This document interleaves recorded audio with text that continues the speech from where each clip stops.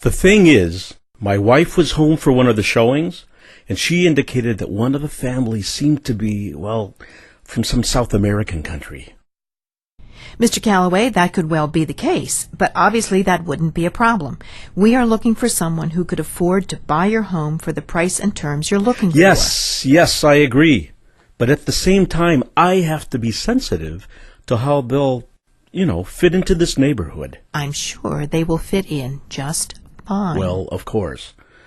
I'm sure there won't be any problems, but nonetheless, I would just like to know the names of the two bidders. Mr. Calloway, I'm not sure I'm comfortable with the direction this conversation is going.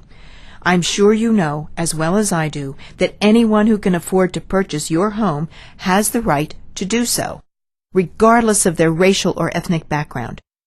What matters is the amount of their offers, the terms they're offering, and their financial qualifications.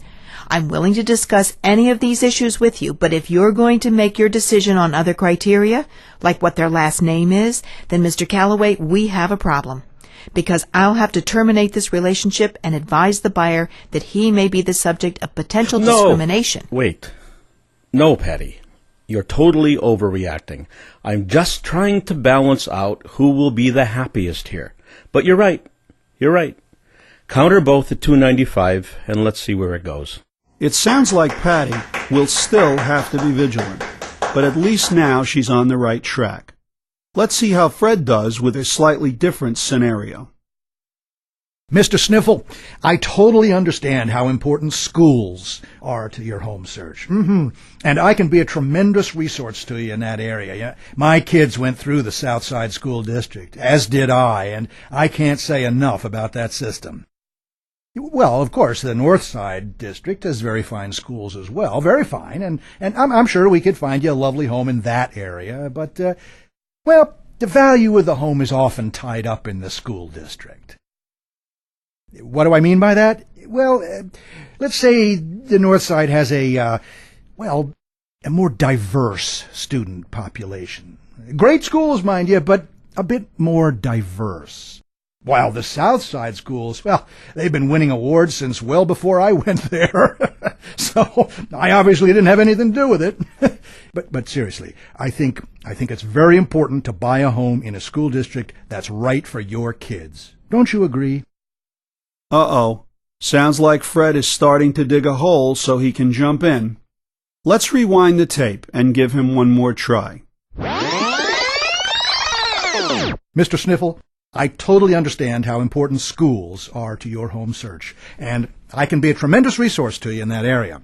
I have some websites and contact information for schools in all of the areas that you're looking in, and I can tell you that all of the schools have fine reputations. What school system's superior? Well, Mr. Sniffle, if you asked that question of 10 different people, you'd probably get 10 different answers. The bottom line is that only you can make that determination. Again, I'll provide you with resources and contact information for the schools, and I'd encourage you to visit them yourself so that you can familiarize yourself with what they have to offer. Now, let me review some of the property listings I think you might be interested in.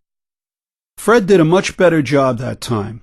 Before moving on, let's look at one of the standards of practice relating to Article 10, Standard of Practice 10-4, which states, Realtors shall not print, display, or circulate any statement or advertisement with respect to selling or renting of a property that indicates any preference, limitations, or discrimination based on race, color, religion, sex, handicap, familial status, or national origin. Realtors must be very careful to avoid unintentional steering in advertising. Phrases like perfect for young family, ideal for retirees, singles preferred, can convey the implication that if you don't fit the description, then don't bother calling. And unfortunately, advertising can veer into intentional steering with phrases like no children included in the property description. Such an advertisement clearly violates Article 10 and would also constitute a violation of the Federal Fair Housing Law, displaying an intent to discriminate based upon familial status.